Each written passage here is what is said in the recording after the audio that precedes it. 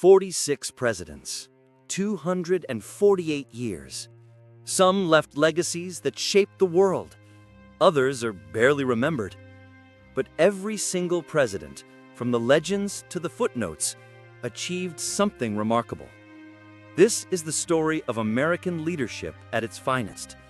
One president per era, the accomplishments that actually mattered. Let's begin.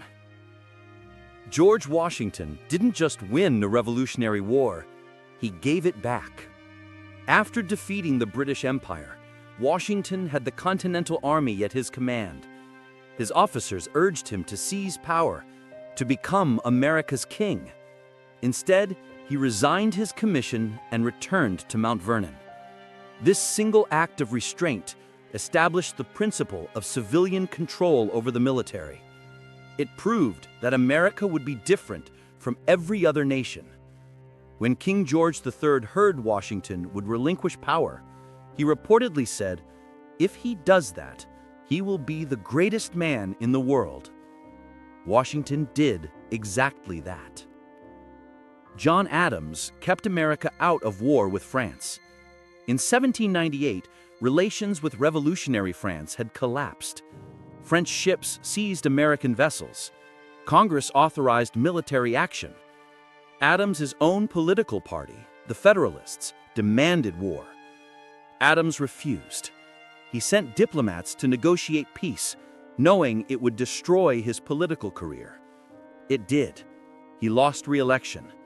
But he saved thousands of American lives and gave the young nation time to grow stronger. Adams later wrote that his peace mission was the most disinterested, prudent, and successful conduct of his life. Thomas Jefferson doubled the size of the United States overnight. The Louisiana Purchase in 1803 added 828,000 square miles to America, land that would become 15 states. Jefferson bought it from Napoleon for $15 million, roughly 4 cents per acre. It was the largest land acquisition in history. Jefferson wasn't even sure the Constitution allowed him to do it, but he did it anyway. The Louisiana Purchase ensured America would become a continental power. James Madison led America through its second war with Britain and came out stronger. The War of 1812 was a disaster. British forces burned Washington, D.C. and the White House, but Madison held the nation together. American victories at Baltimore and New Orleans restored national pride. The war ended British interference in American affairs and Native American resistance in the Northwest. Madison emerged from near catastrophe, having secured American independence once and for all. James Monroe issued the Monroe Doctrine in 1823, declaring the Western Hemisphere off-limits to European colonization. It was an audacious statement from a relatively weak nation, but the doctrine worked. European powers largely stayed out of the Americas for the next century. Monroe's doctrine became the foundation of American foreign policy and asserted U.S. dominance in its own hemisphere. John Quincy Adams, before becoming president, negotiated the Treaty of Ghent, ending the War of 1812, and later secured Florida from Spain. As president, Adams championed internal improvements and education. Adams envisioned America connected by roads, canals, and universities. Though Congress blocked many of his proposals, Adams laid the intellectual groundwork for America's infrastructure development. Andrew Jackson destroyed the Second Bank of the United States. Jackson believed the bank concentrated too much power in elite hands and manipulated currency for profit. Despite fierce opposition from Congress and business interests, Jackson vetoed the bank's recharter and withdrew federal deposits. The bank collapsed. Jackson's war on the bank reshaped American finance and established the presidency as a powerful populist office. Martin Van Buren created the modern political party system. He organized the Democratic Party into a disciplined national organization with local chapters, conventions, and coordinated campaigns. Van Buren's innovation, party politics, became the template for American democracy. Love it or hate it, the two-party system Van Buren built still dominates American politics today. William Henry Harrison gave the longest inaugural address in history and died 31 days later. His most impressive accomplishment was actually as a general at the Battle of Tippecanoe in 1811, defeating Tecumseh's Confederacy and opening the Northwest Territory to American expansion. As president, his accomplishment was mostly symbolic, proving presidential succession could work smoothly when John Tyler took office. John Tyler annexed Texas. Despite opposition from abolitionists who feared adding another slave state, Tyler pushed through annexation in his final days in office. Texas joined the Union in 1845, adding 268,000 square miles. Tyler's annexation set the stage for the Mexican-American War and America's expansion to the Pacific. James Peake Polk accomplished everything he promised and didn't seek re-election. In 4 years, Polk added more territory to the United States than any president except Jefferson. He negotiated the Oregon Treaty with Britain, securing the Pacific Northwest. He won the Mexican-American War, gaining California, Nevada, Utah, Arizona, New Mexico, and parts of Colorado and Wyoming. Polk expanded America from coast to coast, creating the continental nation we know today. Then he retired, exhausted, dying 3 months after leaving office. Zachary Taylor, despite being a slaveholder, opposed the expansion of slavery into new territories. Taylor threatened to use military force against Southern states if they tried to secede. His sudden death in 1550 removed a president willing to confront the South before the Civil War. Taylor's firm stance might have prevented or shortened the conflict had he lived. Millard Fillmore sent Commodore Perry to Japan in 1852, opening Japanese ports to American trade for the first time. This expedition ended Japan's 220 years of isolation and began its transformation into a modern power. Fillmore's initiative reshaped the Pacific and established America as a Pacific power. Franklin Pierce acquired additional Mexican territory through the Gadsden Purchase in 1854, securing land for a southern transcontinental railroad route. Though Pierce's presidency is generally considered a failure, this acquisition completed the continental United States' modern borders. James Buchanan did almost nothing to prevent the Civil War. His most impressive accomplishment is debatable. Buchanan did maintain federal authority over Southern forts until Lincoln could take office, ensuring the Union had strategic positions when war began. It's a low bar, but Buchanan at least didn't completely surrender to secession. Abraham Lincoln preserved the Union and abolished slavery. He led the nation through its darkest hour, the Civil War.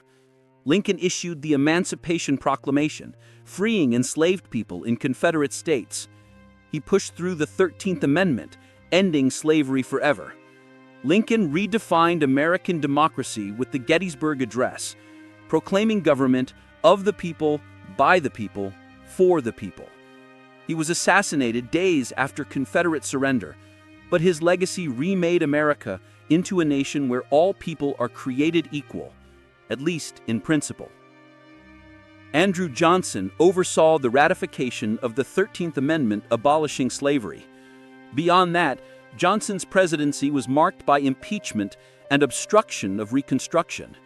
His most impressive accomplishment was surviving politically long enough to complete his term, though he left the freedmen largely unprotected. Ulysses S. Grant crushed the Ku Klux Klan. Using the Force Acts of 1770 to 1771, Grant deployed federal troops to protect black voters and prosecute Klan members. Hundreds of Klansmen were arrested and convicted. For a brief moment, Grant's actions gave Southern black citizens real political power. Grant also stabilized the economy after the Panic of 1773 and advocated for Native American rights, though implementation fell short. Rutherford B. Hayes ended Reconstruction by withdrawing federal troops from the South. While this abandoned black Southerners to Jim Crow, Hayes did reform the civil service system, fought corruption, and restored integrity to the presidency after the Grant scandals. James Garfield championed civil service reform and fought the corrupt patronage system. Garfield's assassination by a disappointed office seeker proved his point. The spoils system was broken. His death led directly to the Pendleton Civil Service Reform Act, transforming how government hired employees. Chester Arthur, a product of the patronage system, shocked everyone by supporting civil service reform. Arthur signed the Pendleton Act into law, creating a merit-based federal workforce. Arthur also modernized the Navy, beginning the transformation of America into a naval power. Grover Cleveland fought corruption relentlessly. He vetoed hundreds of wasteful bills, stood up to Tammany Hall, and battled monopolies. Cleveland's integrity restored faith in government after decades of Gilded Age corruption. He also successfully managed the Venezuela crisis, forcing Britain to accept arbitration and demonstrating American power in the Western Hemisphere. Benjamin Harrison expanded the Navy dramatically, building modern steel warships that made America a global naval power. Harrison also championed civil rights for Black Americans in the South, though Congress blocked his legislation. His administration admitted 6 new states to the Union and passed the Sherman Antitrust Act. Grover Cleveland, in his second term, stood firm during the Panic of 1893. Cleveland broke the railroad strike of 1894 to keep commerce flowing and maintained the gold standard despite enormous political pressure. His decisions were unpopular but prevented total economic collapse. William McKinley won the Spanish-American War in 1898, making America a global imperial power. In just 4 months, the U.S. defeated Spain and acquired the Philippines, Puerto Rico, and Guam. McKinley also pushed through the gold standard and expanded American trade to Asia. His assassination in 1901 elevated Theodore Roosevelt to power. Theodore Roosevelt built the Panama Canal. He orchestrated Panamanian independence from Colombia, secured canal rights, and oversaw construction of one of engineering's greatest achievements. The canal transformed global trade and projected American power. Roosevelt also busted monopolistic trusts, created the national park system preserving millions of acres, and won the Nobel Peace Prize for mediating the Russo-Japanese War. Few presidents accomplished more. William Howard Taft busted more monopolies than Roosevelt, 90 antitrust suits in 4 years. Taft broke up Standard Oil and American tobacco. He also established the federal income tax through the 16th Amendment and created the Department of Labor. Taft's judicial accomplishments, as later Chief Justice of the Supreme Court, actually exceeded his presidential legacy. Woodrow Wilson led America through World War I.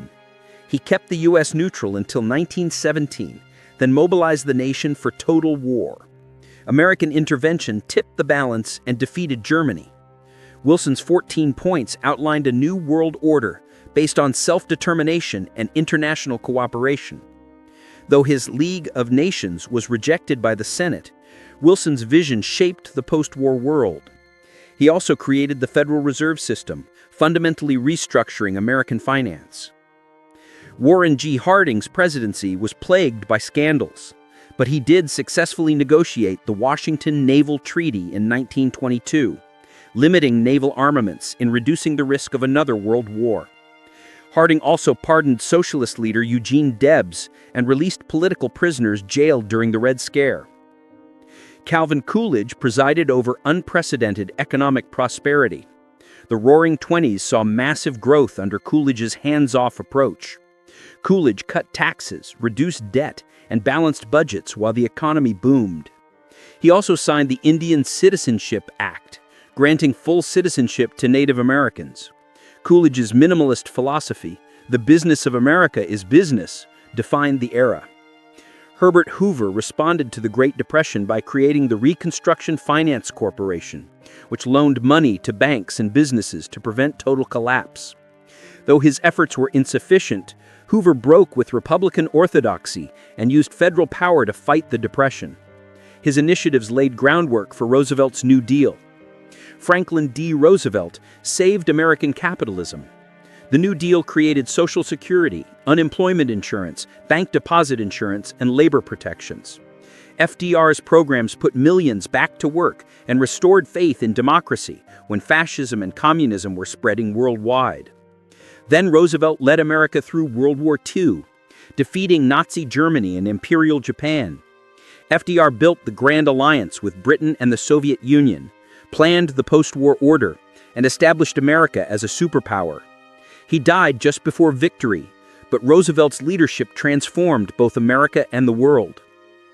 Harry Truman made the hardest decision in history, dropping atomic bombs on Hiroshima and Nagasaki. The bombs killed over 200,000 people, but ended World War II and prevented a land invasion of Japan that could have killed millions more. Truman also implemented the Marshall Plan, rebuilding Europe and containing Soviet expansion. He integrated the military, desegregating armed forces by executive order. Truman established NATO, created the CIA, and defined Cold War strategy. He fired General MacArthur for insubordination, affirming civilian control. Truman left office unpopular, but history has vindicated most of his decisions. Eisenhower built the Interstate highway system, 46,000 miles of roads connecting America.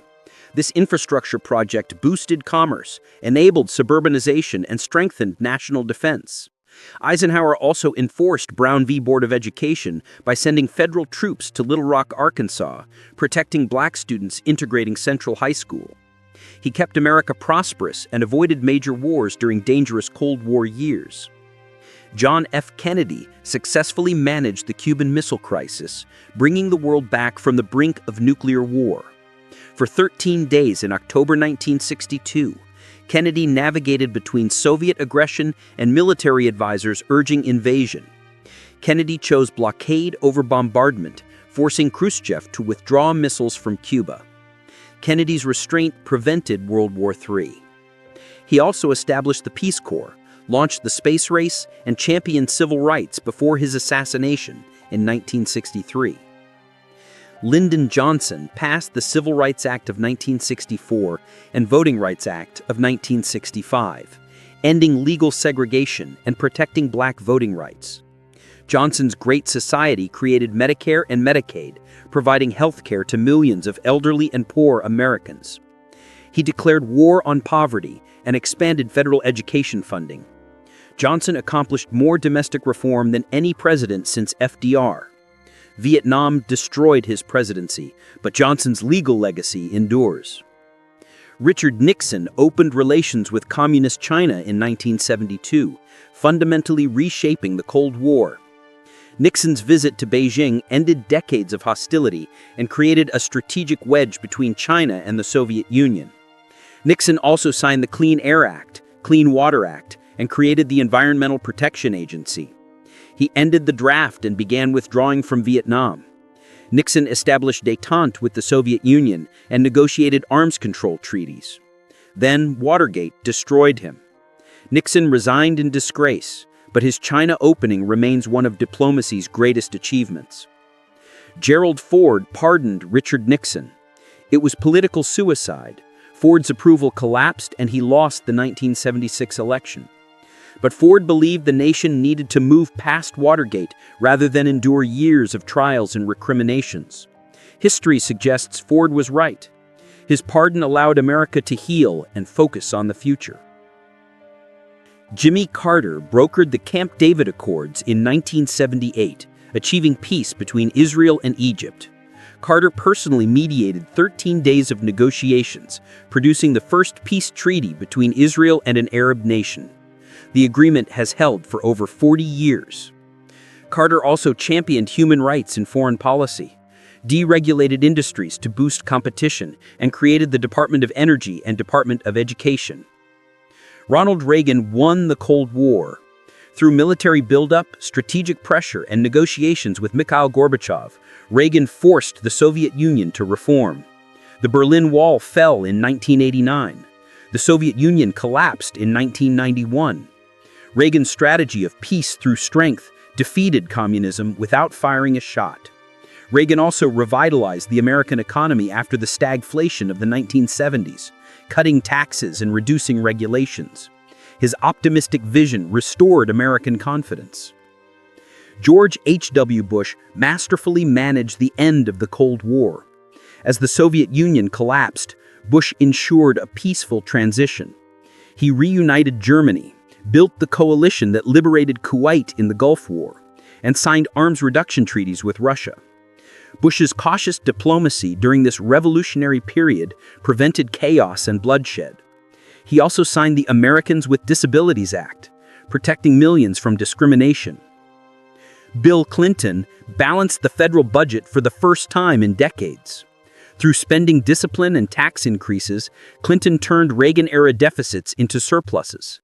The 1990s saw unprecedented economic growth, low unemployment, and rising prosperity.